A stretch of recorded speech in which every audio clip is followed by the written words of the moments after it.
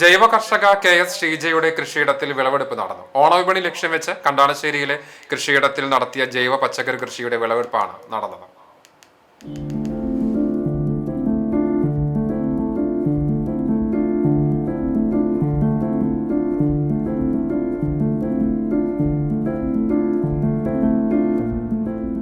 കണ്ടാണശ്ശേരിയിൽ പഴയ police station എതിർവശത്തായുള്ള കൃഷിയിടത്തിൽ മഞ്ഞൾ, ചേന, ചേമ്പ്, പയർ, ചെരവയ്ക്ക, കോവയ്ക്ക, മത്തൻ, കുമ്പളം, വെണ്ട, വഴുതന തുടങ്ങിയവയ്ക്കൊപ്പം ഓണത്തിന് പൂക്കളം തീർക്കാനുള്ള ചെണ്ടുമല്ലി പൂവുമാണ് കൃഷി ഇറക്കിയിരിക്കുന്നത്. ഒരു പതിറ്റാണ്ടിലേറെയായി ബ്രഹ്മകുളത്തുള്ള വീടിന്റെ പരിസരത്തും വിവിധയിടങ്ങളിൽ പാട്ടത്തിനെടുത്ത ഭൂമികളിലുമായി ജൈവ പച്ചക്കറി കൃഷി നടത്തിവരുന്ന ഷീജയ്ക്ക് ഇതിനോടകം നിരവധി പുരസ്കാരങ്ങളാണ് ലഭിച്ചത്.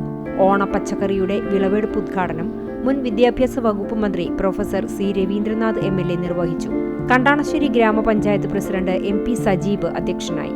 Vice president CK Sudeepa, panchayat അംഗം വിനു ജോൺസൺ, കൃഷി ഓഫീസർ ഡോക്ടർ ഗായത്രി രാജശേഖരൻ, ഗുരുവായൂർ നഗരസഭാ കൗൺസിലർ ജോയ് ചെറിയാൻ, മുൻ സ്ഥിരം സമിതി chairperson Shefeer, farmers club secretary Manoj, അംഗങ്ങളായ മുത്തുണ്ണി ഹംസ, അലി, സീനത്ത്, നജീബ്, റുക്കിയ, കർഷകനായ നന്ദൻ, ഗീത നാരായണൻകുട്ടി എന്നിവർ ഉദ്ഘാടന ചടങ്ങിൽ സംബന്ധിച്ചു.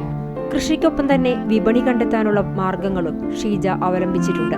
സമൂഹ മാധ്യമങ്ങൾ വഴിയും സൗഹൃദങ്ങൾ ഉപയോഗിച്ചുമാണ് ഷീജ തന്റെ വിളകൾക്കുള്ള വിപണി കണ്ടെത്തി വരുന്നത്.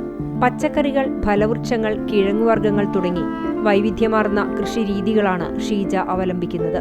വിഷരഹിതവും സുരക്ഷിതവുമായ കൃഷിരീതികളാണ് പിന്തുടരുന്നത്.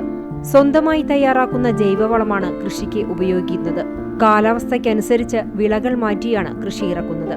ദിവസത്തിലെ ഒട്ടുമിക്ക സമയവും കൃഷിയിടത്തിൽ ചെലവിടുന്ന ഷീജയ്ക്ക് ജീവനും ജീവിതവും കൃഷി തന്നെ.